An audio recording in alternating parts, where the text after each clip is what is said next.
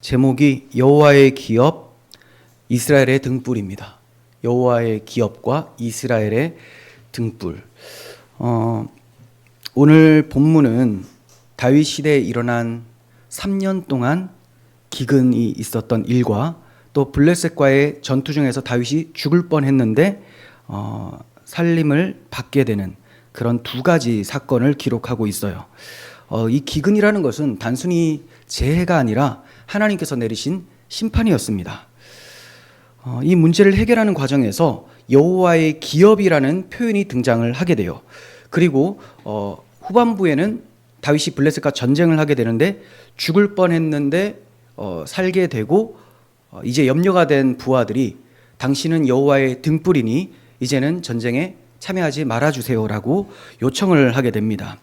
그러니까 여호와의 기업, 이스라엘의 등불이라는 두 개념이 이제 등장을 하고 있는데 이것은 단순히 역사 사건만 기록하고 있는 것이 아니고 하나님의 구원 역사, 구속사적인 의미가 있는 단어들입니다. 왜 여호와의 기업인 이스라엘의 땅에 기근이 임했을까? 그리고 그 기근이 해결되기 위해서 무엇이 필요했는가? 그리고 다윗이 이스라엘의 등불이라고 불려졌는 데는 어떤 이유가 있는지에 대해서, 그리고 그 이스라엘의 등불이라는 단어가 우리하고는 어떤 관계가 있는지, 이런 중심적인 질문을 염두에 두고 본문을 살펴보고자 합니다. 다윗 왕이 통치하는 동안에 무려 3년 동안이나 계속되는 기근이 있었습니다. 3년 동안이나 굉장히 오래되었죠. 그런데 이 사건이 20장 뒤에 나오고 있지 않습니까? 20장 뒤에 나오고 있지 않습니까? 이때가 언제였는지 확실히 알 수가 없어요. 20장에 바로 이어지는 것이냐? 그렇지 않은 것 같아요.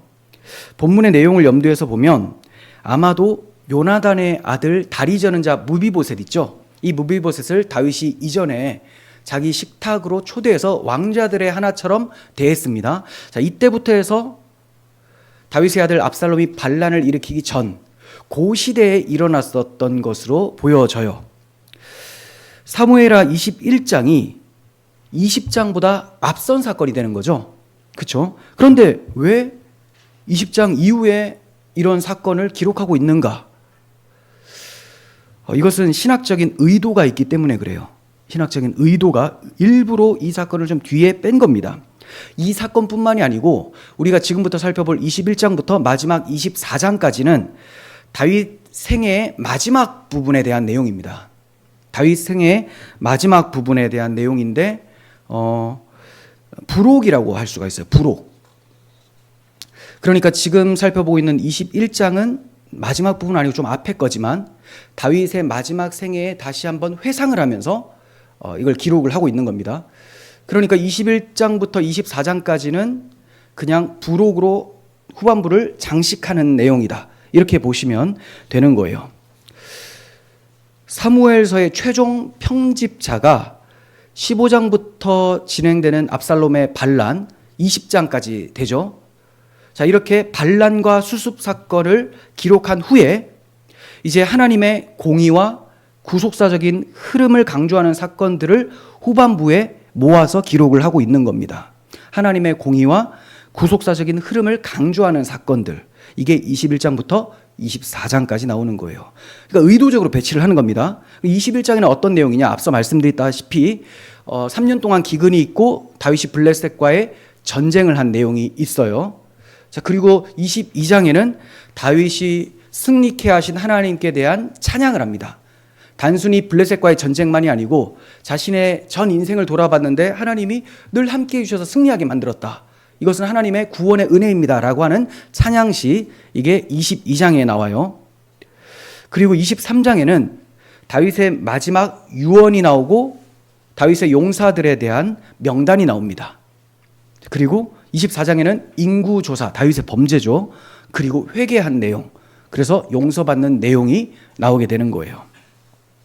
자, 이런 특별한 사건들, 다윗의 생애를 돌아보면서 하나님의 구원의 은혜에 감사하며 또 자신의 끝까지 잘못했지만 마지막에 또 하나님이 용서해 주시는 이러한 사건들을 일부러 뒤에 배치해 놓은 거예요.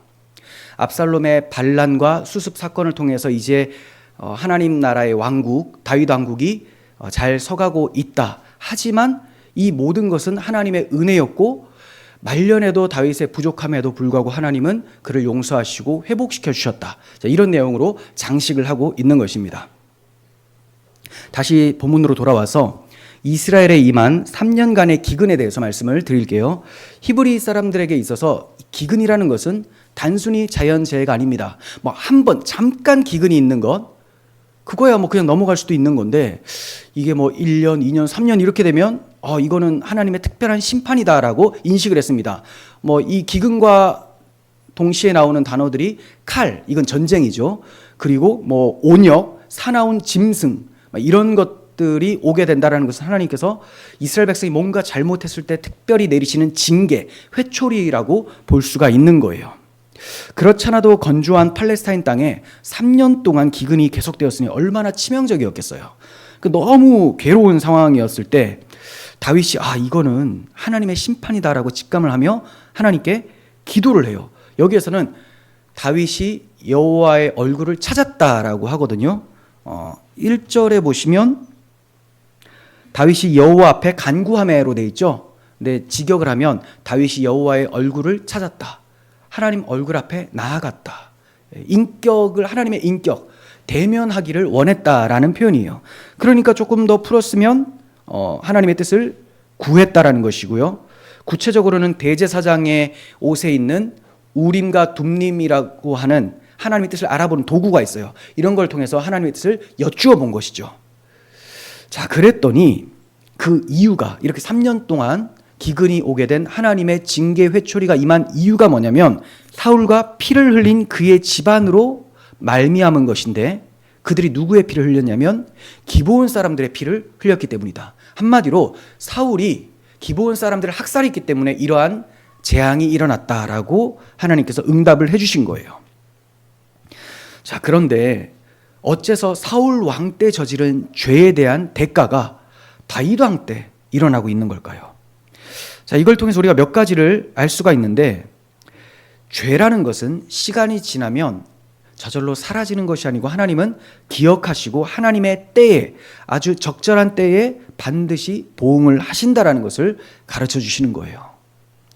그러니까 우리가 죄를 쉽게 생각해서는 안 된다라는 것을 알게 되죠. 하나님은 공의의 하나님.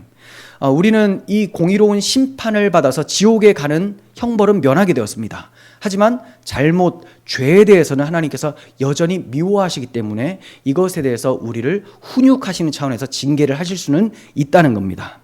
자, 그리고 두 번째는 사울 때가 아니라 다윗 때 이런 것을 내리신 이유가 뭐냐면 신실한 다윗을 통해서 하나님의 진노가 무엇 때문인지를 드러내시고 그 해소가 어떻게 이루어지는지를 나타내시기 위해서 이렇게 다윗 때 보여주신 겁니다.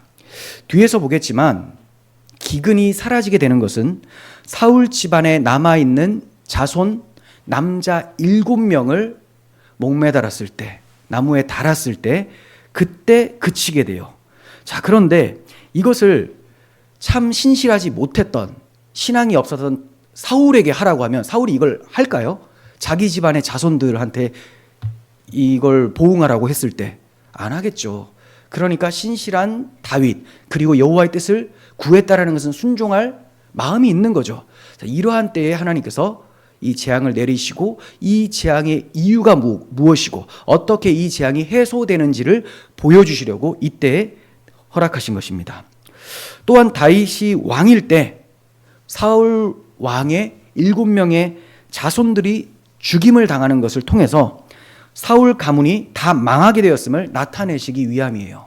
자, 사울 자녀들이 7명이 다가 아닙니다. 아들이. 하지만 7명을 죽였다라는 것은 하나님이 사울 가문을 완전히 멸망시켰다라는 상징적인 의미가 있는 거예요. 이걸 어느 왕 때? 다윗이 통치할 때. 자, 그러면 다윗은 누구에 대한 예표입니까? 오실 예수 그리스도, 우리의 메시아 예수님에 대한 예표죠. 예수님께서 온전히 통치하시는 그날에 이제 사울이라고 하는 머리뿐만이 아니라 사울의 자손 꼬리까지도 하나님께서 완벽하게 심판하여 불못에 던져버리신다. 즉 적그리스도의 모든 세력들은 멸망하게 된다라는 것을 나타내 보여주시는 겁니다. 다윗 왕국의 이제 통치, 그러니까 압살롬의 반역도 잡혔고, 그리고 나서 그 전의 사건인데 여기에 기록하는 것은 든든한 다윗 왕국이 도래할 때 하나님을 대적했었던, 복음을 대적했던 모든 자들은 멸망한다라는 것을 보여주기 위해서 이때 등장을 시키고 있는 거예요. 기근을. 이해가 되십니까? 굉장히 어려운데, 어려운 건데 중요해서 말씀을 드렸습니다. 자, 그러면 이제 2절을 봅니다. 기브온 사람은 이스라엘 족속이 아니요, 그들은 아모리 사람 중에서 남은 자라. 이스라엘 족속들이 전에 그들에게 맹세하였거늘 사울이 이스라엘과 유다 족속을 위하여 열심히 있었으므로 그들을 죽이고자 하였더라. 이에 왕이 기브온 사람들을 불러 그들에게 물으니라. 네. 기브온 사람에 대해서 나오는데, 자, 이 사람들은 이스라엘 백성이 아니에요. 여호수아 당시에 가나안을 정복하죠. 정복하러 딱 들어가는데 하나님께서는 가나안의 7족속을 싹 다 멸하라라고 하셨어요. 근데 이 기브온 사람들은 그 안에 있었던 히위 족속이었습니다. 히위 족속. 하지만 당시 가장 강력했었던 아모리 족속이 7 가나안의 모든 족속들을 대표합니다. 그래서 이 기브온 사람들은 아모리 족속이었다, 이렇게 표현하는 거예요. 원래는 히위 족속입니다. 그러니까 한마디로 진멸당해야 될 가나안 주민들이었다라는 거죠. 네. 그런데 이들이 어떻게 이스라엘 백성들과 함께 살게 되었을까요? 여기에서는 이스라엘과 전에 맹세가 있었다라고 하죠. 뭔가 약속이 있었던 거예요. 약속이. 하나님께서 여호수아에게 들어가면 가나안 족속들 다 죽여라 라고 말씀하셨어요. 그러니까 하나님의 나라는 악이라는 것이 없어야 된다, 하나님 백성 외에는 들어올 수 없다라는 것을 보여주시기 위해서 그렇게 명령을 하신 거예요. 그런데 기브온 사람들은 이스라엘에게 죽임당하지 않기 위해서 마치 멀리서 온 이방 족속인 것처럼 행색을 꾸몄습니다. 뭐 다 떨어지게 만들고 빵도 막 곰팡이 피게 만들어가지고 우리 굉장히 멀리서 왔어요, 우리 좀 받아주세요라고 한 거예요. 근데 여호수아가 하나님께 묻지도 않고, 그 신실했던 여호수아인데도 이 사람들의 말을 곧대로 믿고, 야, 멀리서 왔구나, 그래 우리하고 화친을 청하자고 하는데 화친을 청하지 뭐 하고 이들을 죽이지 않기로 맹세까지 합니다. 약속을 한 거예요. 누구 앞에서? 여호와 앞에서, 여호와의 이름으로 맹세를 했습니다. 근데 알고 보니까 이 사람들이 속인 거죠. 속였는데도 괘씸하지만 어쩔 수가 없어요. 여호와의 이름으로 맹세를 했기 때문에. 여호와 이름을 함부로 말해서는 안 된다는 거죠. 그만큼 여호와 이름으로 맹세를 했으면 취소할 수 없는 불변 언약이 되는 거예요. 자, 그래서 어떻게 취소할 수도 없으니까 그 후로 기브온 사람들을 이스라엘을 위해서, 그리고 여호와의 제단을 위해서 나무를 패도록 하고 물을 깃는 일을 시키게 됩니다. 종의 모습을 가지고는 있지만 어쨌든 여호와의 기업, 이스라엘의 땅, 기업은 이스라엘 땅이죠. 이곳에서 같이 살면서 유업을 이을 그런 하나님의 백성 안에 들어오게 된 것입니다. 이해가 되시죠? 원래는 멸망받아야 될 사람들인데 참 이 여호수아의 부족함으로 하나님의 섭리 속에서는 하나님의 긍휼과 은혜로 이들이 받아들여져서 이렇게 이스라엘에 살게 된 거예요. 자, 그런데 사울이 왕이 되자 기브온 사람들을 이스라엘과 유다 사람들에 대한 열심이 있었기 때문에 죽이려고 했다. 그러니까 많은 사람을 죽였어요. 다 학살을 하려고 했는데 완전히 멸망시키지는 못하고 좀 남았던 거죠. 자, 사울이 왜 이렇게 했냐? 이스라엘 사람들과 유다 사람들에 대한 열심이 있었다라고 하는데 이것은 일단은 하나님에 대한 열심도 있었던 것을 보여줘요. 그건 뭐냐면 율법 조문에 따라서 이렇게 이방인들을, 가나안 족속을 멸하려고 한 거예요. 그런데 문제는 여호와의 이름의 중요성을 간과한 채 너무 경솔하게 행동을 한 겁니다. 여호와의 이름으로 언약을 맺은 사람들은 건드리면 안 되는데 하나님께서 분명히 가나안 주민들을 멸절하라라고 하니까 그것만 생각하고 멸절을 한 거죠. 그러니까 여호와의 이름을 위해서 한 행동이라고 했지만 결국 여호와의 이름을 모독하는 죄가 되어버린 것이죠. 그리고 분명히 사울의 속내에는 이방인들을 처단함으로써 이스라엘과 유다 지파 사람들에 대한 인기를 얻고자 했음이 있었을 겁니다. 왜냐하면 이 사람은 항상 사람들의 인기에 목말라 있었기 때문에 그가 제사를 드리면 안 되는 상황에서도 사무엘 제사장이 와야지만 제사 드리고 전쟁을 하는데도 불안하니까 사람들이 막 흩어지니까 자기가 제사를 드리는 이런 사람이었잖아요. 그러니까 어떻게 하면 이 우리 백성들의 마음을 나에게 끌 수 있을까라는 마음으로 율법 조문에 충실하게 행하자 해서 죽이려고 했는데 이것이 결국은 하나님의 이름을 모독하는 그런 범죄였다라는 것이죠. 여호와의 이름을 두고 맹세한 언약을 배반했기 때문에 이것은 큰 죄였습니다. 여러분, 언약이 얼마나 중요한지 우리가 에스겔서를 통해서 좀 말씀을 살펴보려고 하는데요. 먼저 배경이 이렇습니다. 예루살렘 멸망하기 전 약 5년 전에, 그러니까 586년, BC 586년에 멸망을 하거든요. 그러니까 5년 전이니까 한 592년에서 591년경에 멸망 5년 전에 하나님께서 에스겔 선지자에게 주신 말씀이에요. 당시에는 바벨론 왕 느부갓네살이 유다를 정복하고 그 당시 왕 여호야긴을 바벨론 포로로 끌고 갔어요. 그러면 이제 유다에는 왕이 없잖아요. 왕을 끌고 갔으니까. 누구를 세웠냐면 여호야긴의 삼촌인 시드기야를 꼭두각시처럼 세워놨어요. 말 들으라고.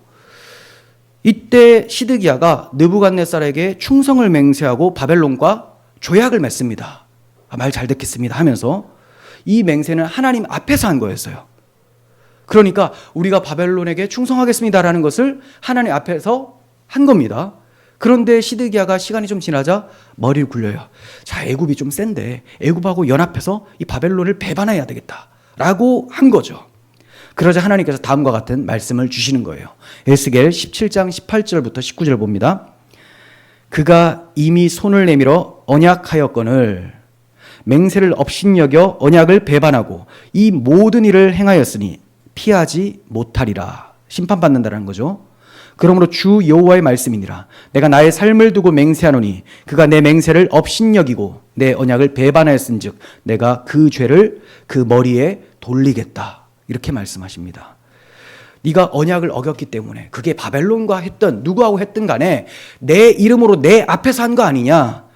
이 언약을 어겼기 때문에 시드기야 너는 두 눈이 뽑히고 자녀들도 다 죽고 너도 죽는다. 그리고 남유다는 완전히 멸망당해서 바벨론 포로로 끌려가게 된다라는 것을 말씀을 하신 거예요. 이처럼 여호와 앞에서 한 언약은 너무나 중요하죠. 그런데도 사울은 그러한 언약을 업신여기면서 자기 왕권 강화를 위해서 잘못된 열심으로 기브온 사람들을 죽였던 거예요. 오늘 우리도 종종 하나님 앞에서 한 서원이나 또 교인들 앞에서 한 서약들 이런 것들을 너무 대수롭지 않게 여기고 있습니다. 교회 입교할 때 서약을 하죠. 입교하신 분들은 다 기억을 하셔야 됩니다. 내가 무슨 서약을 하셨는지. 오늘 돌아가시면 한번 꺼내 보십시오. 잘하고 있는지. 그리고 직분자들 서약하거든요. 딱 꺼내 보십시오. 집사님들. 결혼 서약. 저도 해당이 돼가지고 지금 꺼내봐야 되는데 뭘 꺼내야 할지 모르겠네요. 어쨌든 여러분들이 결혼하실 때 서약을 했잖아요. 하나님의 이름 앞에서, 그죠? 기억을 하시라는 거죠. 그리고 살아가시면서 하셨던 서원 기도, 하나님 앞에 약속했던 거, 이런 것들을 너무 쉽게 깨트리고 있지 않은지 돌아보셔야 됩니다. 이런 일을 쉽게 하는 오늘날 우리들의 상태를 보면 이 사울의 사례가 남의 이야기가 아닌 거예요. 하나님께서는 당신의 이름이 걸린 언약이 무시될 때 결코 사소하게 지나치지 않으신다라는 사실을 우리는 기억해야 됩니다. 언약과 서약을 소중하게 여기시고 충성되게 감당하시기를 바랍니다. 다윗이 기브온 사람들에게 물어봅니다. 그러면 내가 여러분들을 위해서 무엇을 해야 될까요? 내가 여러분들을 위해서 어떻게 속죄를 해야 되겠습니까? 여러분이 여호와의 기업인 이 땅과 백성들을 위해서 어떻게 하면 복을 빌어주실 수 있을까요? 이렇게 물어봅니다. 여호와의 기업을 위해서 복을 빌어주셨으면 좋겠는데 내가 어떻게 해야지 됩니까? 여호와의 기업은 당연히 땅이죠. 그리고 그 땅에 살고 있는 하나님의 백성들. 자, 이 사람들이 지금 저주를 받은 거 아닙니까? 어떻게 이 저주가 물러가고 복이 다시 임하게 되는지. 당신들의 그 한 맺힌 울음소리가 여호와 앞에 상달되어서 이런 것이 일어났으니 어떻게 하면 풀어질지 한번 얘기해 보세요 라고 말을 한 겁니다. 여호와의 기업이라는 것은 단순히 이스라엘의 땅이나 백성뿐만이 아니고 그들 가운데 여호와의 이름이 있기 때문에 여호와의 기업이라는 것은 여호와의 이름과 그 영광과 결부가 되어 있어요. 예. 그래서 결국 여호와의 기업이 이렇게 저주를 받고 있다는 것은 여호와의 이름도 모독을 받고 있는 상황입니다. 그리고 그 모독을 받게 한 범인이 누구냐면 사울이죠. 사울. 자, 그래서 이것을 지금 해소를 해야 되는 거예요. 다윗의 말을 듣고 기브온 사람들이 이렇게 얘기를 해요. 저희와 사울과의 문제는 은이나 금으로 해결될 문제가 아닙니다. 그렇다고 해서 우리가 이스라엘 백성들을 죽여서 될 문제도 아닙니다. 그래서 다윗이 그러면 당신들이 말하는 대로 내가 해줄 테니까 뭐 얘기해 보시오 라고 하는 거죠. 자, 이 사람들은 그래요. 은이나 금으로 해결될 문제가 아니다. 이스라엘을 죽여서 될 문제도 아니다라고 하죠. 민수기 35장 33절에는 이런 말씀이 있어요.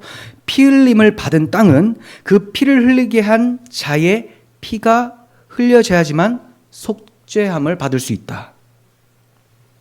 그러니까 피 흘리게 한 땅, 피가 흘려진 땅, 무고한 자에 대한 어떤 죄를 지었을 때 그 자가 죽어서 피를 흘려야지만 그 땅이 속함을 받는다. 이런 말씀이 있는 거예요. 그러니까 기브온 사람들의 말은 이런 거죠. 사울이 우리 족속들을 피 흘렸기 때문에 사울의 집안 사람들이 아니고서는 이 문제를 해결할 수가 없습니다. 은이나 금으로도 안 되고 여러분들의 목숨으로도 안 됩니다. 라고 얘기를 한 거죠. 그러니까 다윗이 알겠다. 그래. 당신들의 말대로 시행을 하겠다. 자, 그래서 기브온 사람들이 이렇게 요구를 합니다. 사울의 집안에 남은 남자들 그 자손 중에 7명을 우리에게 넘겨주면 우리가 사울의 고향 기브아에서 여호와 앞에서 나무에 목매달아 죽이겠다. 이렇게 얘기를 해요. 여호와 앞에서 그렇게 하겠다. 네, 이 기브온 사람들도 이 문제가 여호와 앞에서 죄를 지은 것이라는 것을 알고 있었어요. 왜냐하면 자기들과 이스라엘이 언약을 할 때 여호와의 이름으로 여호와 앞에서 한 거잖아요. 그런데 사울이 자기들을 죽였다는 것은 이것은 여호와를 모독한 것이라는 것을 이 사람들 히위 족속까지도 알고 있었다는 거죠. 다윗이 최종적으로 이 요구를 받아들입니다. 그래서 사울의 자손들을 넘겨주는데 7명을 넘겨주는데 그 중에서 요나단의 아들 무비보셋은 보호해 줍니다.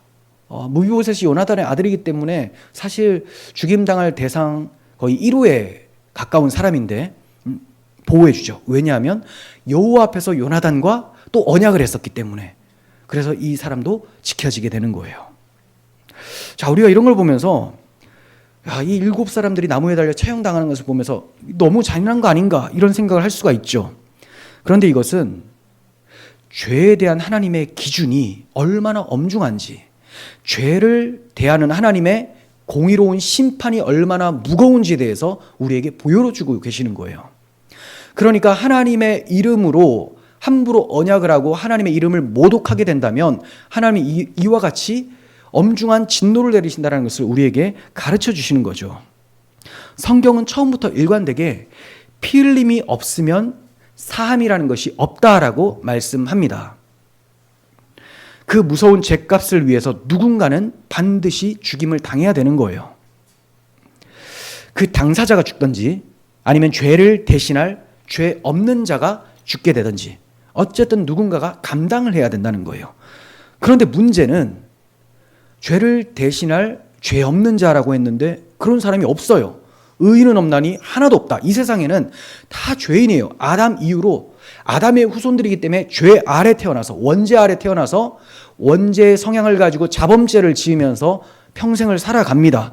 그러니 하나님 앞에서 내가 저 사람을 대신하여 속죄를 하겠습니다. 대신 죽겠습니다. 라고 하면 하나님은 아서라, 너는 너의 죄로 인하여 죽임당하는 것이다. 라고 말씀하신다는 거죠. 그러니까 모든 인류는 하나님의 이름을 모독한 죄로 인해서 엄중한 심판을 피할 수가 없게 된 상황이에요.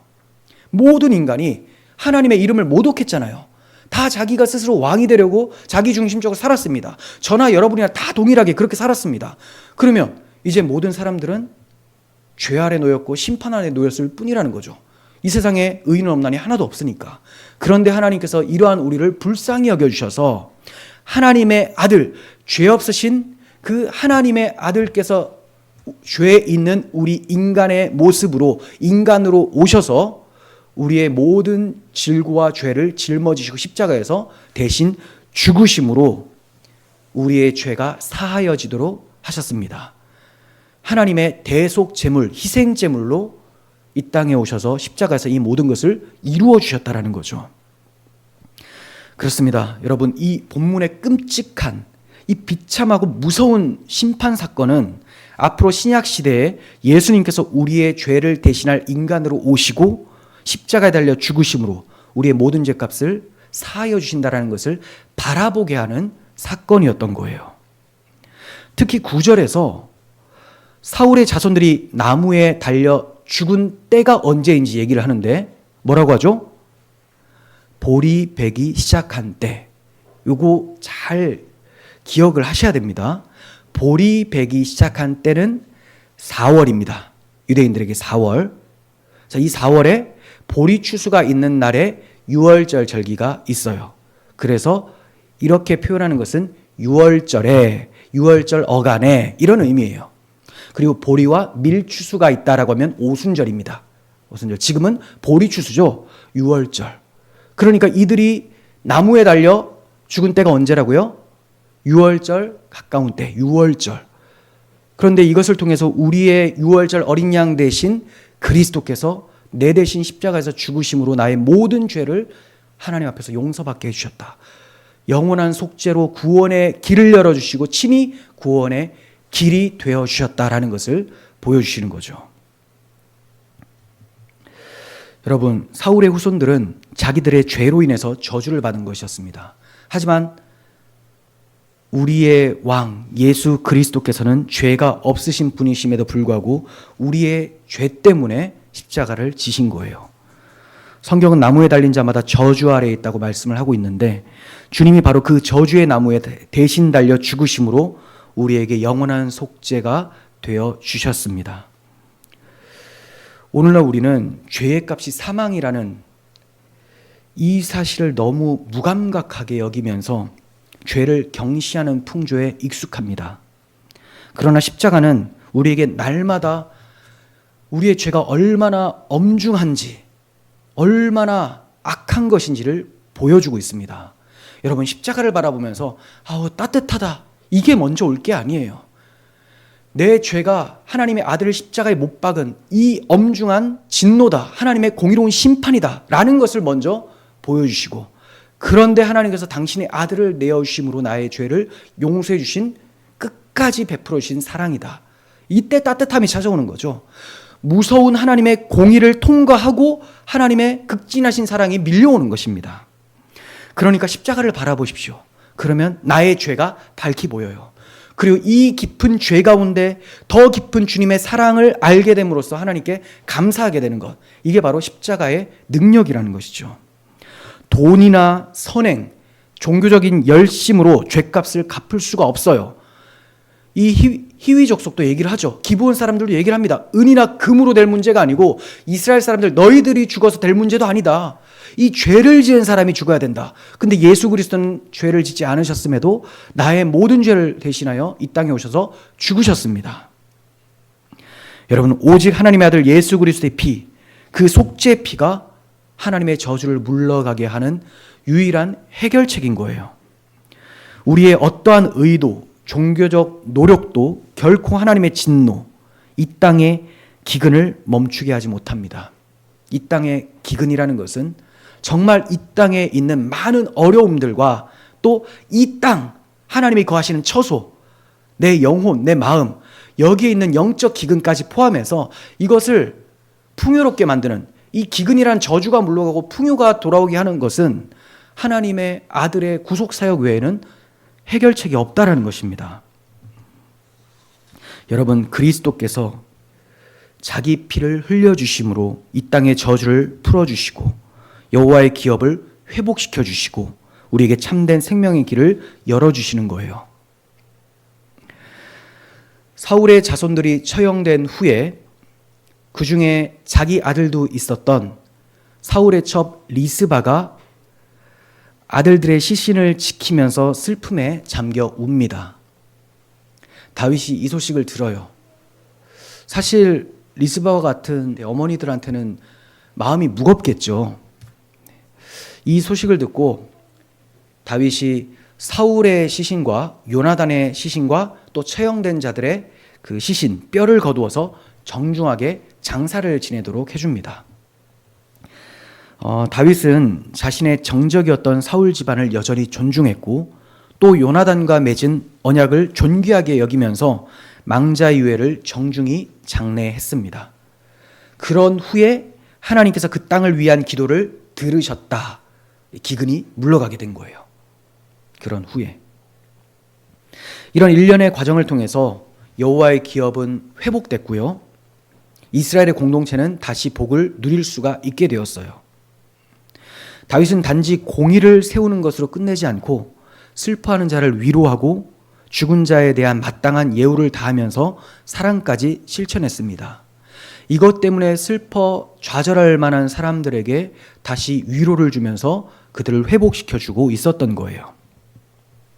이처럼 죄에 대한 문제가 해결되고 나면 그 다음은 공동체 안에서 치유와 회복이 따라와야 합니다. 교회 안에서도 죄의 문제를 하나님의 공의 앞에서 다루어야 되죠. 이걸 권징이라고 하죠. 그런데 그 뒤에는 회복의 과정이 뒤따라와야 됩니다.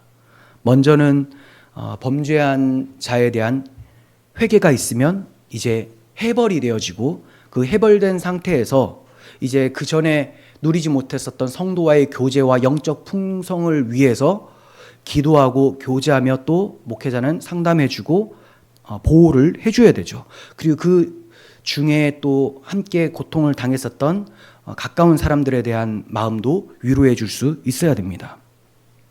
이렇게 상처 입은 영혼을 품어주고 하나님의 은혜를 경험하며 신앙이 회복되도록 서로 돌보는 사랑이 징계 후에 따라와야 되는 거예요.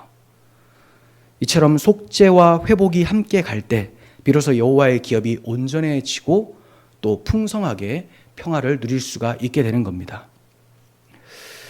자, 그리고 이제 후반부에 들어가게 되는데요. 본문 후반부 15절에서 22절은 앞서 말씀드렸다시피 블레셋과의 전쟁을 다루고 있죠.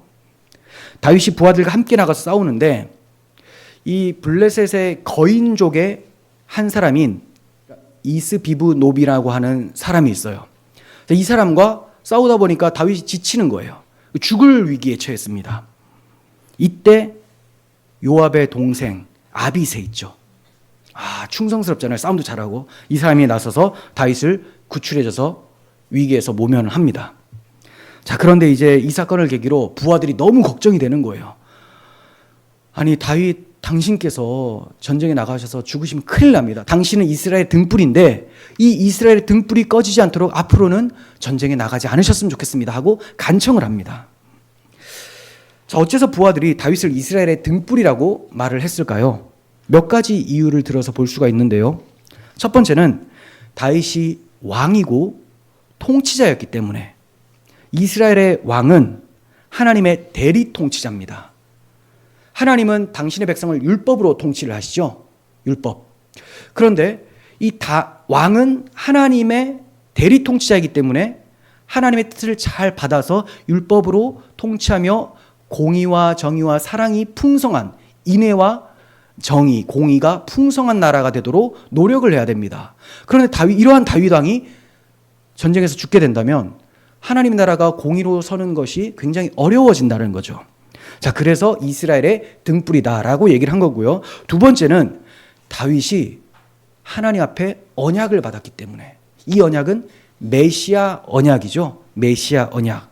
쉽게 말해 하나님께서 다윗의 왕위를 영원히 견고하게 해주겠다라고 하는 왕권을 위한 언약임과 동시에 이 왕권을 그대로 유지해서 메시아께서 다윗의 자손으로 오신다라는 그런 언약입니다. 그러니까 이 언약에는 메시아의 계보가 이어지는 놀라운 구속사적인 계획이 담겨 있는데, 만일 다윗이 중도에 죽게 된다면 이 언약이 어떻게 되겠어요? 큰일 나겠죠. 자, 그래서 당신이 이스라엘의 등불입니다 라고 얘기를 한 거예요. 자, 그런데 다윗 자체가 본질적으로 정말 이스라엘의 등불이 될 수 있느냐, 빛이 될 수 있느냐? 그도 인간인데, 그도 죄인인데, 자기 죄에 뭐 어떻게 할 수가 없는 사람인데 어떻게 빛이 될 수 있겠습니까? 다윗도 이것을 알고 있었기 때문에 다음 장에서 다윗이 찬양을 한다 했죠. 여호와의 은혜를 찬양하는 내용이 나오는데, 그때 그가 이렇게 말을 합니다. 여호와여, 주는 나의 등불이시니 여호와께서는 나의 어둠을 밝히시리이다. 여호와께서는 등불이십니다.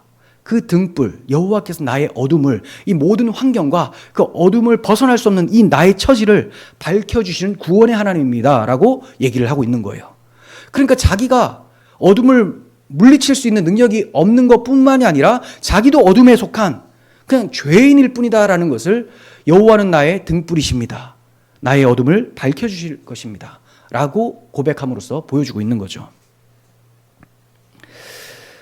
여러분, 이 어둠의 문제를 사라지게 할 유일한 빛은 여호와로부터 나옵니다. 성경은 참 빛, 각 사람에게 와서 세상에 비추는 빛이 있었는데 바로 예수 그리스도라고 말씀하고 있습니다. 구약 시대에는 다윗을 등불이라고 부를 수 있었던 것은 그가 참 등불이신 예수 그리스도를 미리 보여주는 그림자 역할을 했기 때문에 이스라엘의 등불이다라고 부를 수가 있었던 거예요. 하나님께서는 구약 전체 역사를 통해서 이 다윗에게 주신 등불을 꺼트리지 않으시고 그 등불이 마침내 참빛이신 그리스도께로 이어지도록 그의 왕권을 이어오셨습니다. 그 자손들이 끊어지지 않도록 계속 이어오셨어요. 그게 마태복음 1장에 아브라함과 다윗의 계보 예수 그리스도, 그 족보가 쭉 나오게 되는 거예요. 오늘 우리도 세상의 빛과 소금으로 부름을 받았습니다. 우리는 세상에 나아가서, 이 흑암 가운데 있는 세상에 나아가서 예수 그리스도라는 빛을 비춰주는 역할을 합니다. 우리가 빛은 아니지만 그리스도 안에서 그분을 반사하는 자로, 반사체로서 등불의 역할을 하게 된 거예요. 다윗도 결국 흑암에 덮인 자였으나 하나님이 그를 등불로 삼아주신 것처럼 우리도 비록 죄인이고 연약하지만 복음 안에서 세상을 비추는 등불로 쓰임을 받게 해주신 것입니다. 아비새가 다윗의 목숨을 구해준 후에 그가 이스라엘의 등불이니 전쟁에 나가지 말아달라고 간청을 했죠. 자, 그렇게 시간이 조금 흘렀습니다. 또다시 블레셋과 전쟁을 하게 된 상황이 되었어요. 그럼에도 이번에도 다윗은 전쟁에 출전을 해요. 왜냐하면 여호와께서 이 등불을 끄지 않으실 거라는 확신이 있었기 때문인 것 같아요. 자, 그때 다윗이 직접 누구를 물리쳤다라는 이런 기록은 없지만 다윗과 함께한 부하들이 이 블레셋의 대적들을 물리쳤다라는 기록은 나오게 됩니다. 자, 그때 이 블레셋 사람들이 이스비브놉과 같이 이 거인족이었다라고 해요.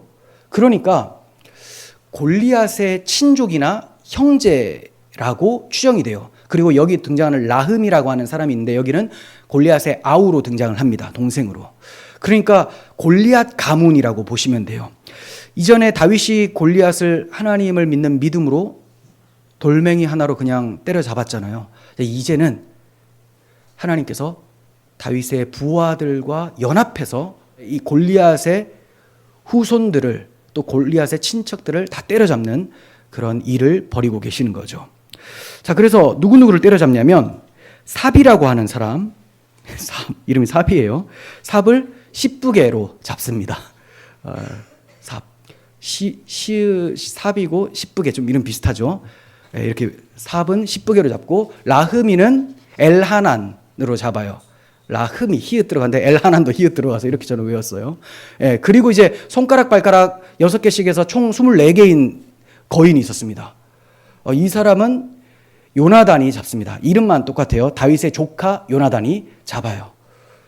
아니 이 사람들 이 거인들은 여러 명이 덤벼야지 이길 것 같은데 지금 한 사람씩만 이름을 넣고 있잖아요. 이건 뭡니까? 전에 다윗이 여호와를 의지하는 믿음으로 이긴 것처럼 이 사람들도 이제 다윗의 믿음을 이어받아서 홀로 나가서 여호와와 함께 박살을 냈다라는 것을 보여주고 있는 거예요. 그러니까 이전보다는 더욱더 강력한 하나님의 군대들이 되어버린 거죠. 이전에는 다윗 혼자였는데 이제는 다윗과 같은 믿음을 하는 동역자들이 함께 전쟁에 나가서 승리하고 있는 다윗 왕국의 승승장구하는 모습을 보여주고 있는 것입니다. 이로써 21장은 이 네 사람 가드의 거인 족속들이 다윗의 손과 그 부하들의 손에 다 넘어졌더라 하고 마치고 있어요. 여러분, 하나님께서는 이전에 다윗이라는 한 사람에게 믿음을 주시고 그 믿음을 통하여 골리앗을 무찌를 수 있도록 역사하셨습니다. 이제는 다윗뿐만이 아니고 다윗과 함께하는 모든 공동체 사람들, 이스라엘 전체에게 믿음을 성장시켜 주시고 이 대적을 무찌를 수 있도록 역사하고 계시는 거예요. 그러므로 다윗의 이전의 전쟁이나 지금의 이 전쟁은 다 믿음으로 한 싸움이고 여호와께서 행하신 은혜의 역사였습니다. 그래서 다음 장에 넘어가면 구원의 은혜에 대해서 찬양하는 시가 나오게 되는 거예요. 하나님께서는 다윗에게만 믿음을 성장시켜 주신 것이 아니고 이스라엘 전체를 믿음이 성장하도록 도와주셨어요. 그렇게 함으로써 이스라엘 전체가 이스라엘의 등불인 다윗을 넘어서 오실 메시아를 통한 은혜에 참여하고 또 승리를 나누도록 해주신 것입니다. 동일한 믿음을 가지고 있어야지만 오실 메시아의 은혜에 참여하며 기쁨을 누릴 수가 있겠죠. 다윗의 그 믿음이 이제 이 부하들에게도 전해진 것입니다. 하나님께서 오늘날 교회에도 동일하게 역사하고 계세요. 교회는 혼자만 자라는 영적 거인을 배출하는 곳이 아니에요. 함께 믿음의 군사가 되어서 세상을 향해 나아가는 공동체가 교회입니다. 한두 명의 지도자가 쓰임받는 것으로 그치는 것이 아니고 모든 성도가 왕같은 제사장으로 성장해서 영적 싸움에 참여하게 하는 것, 그리고 그 승리를 모두가 다 만끽하도록 하시는 것이 하나님의 역사예요. 그 승리는 우리의 등불 되시는 예수 그리스도 안에서만 누릴 수가 있습니다. 즉 복음을 믿는 믿음으로만 그 승리를 얻을 수가 있고 경험할 수가 있는 것입니다.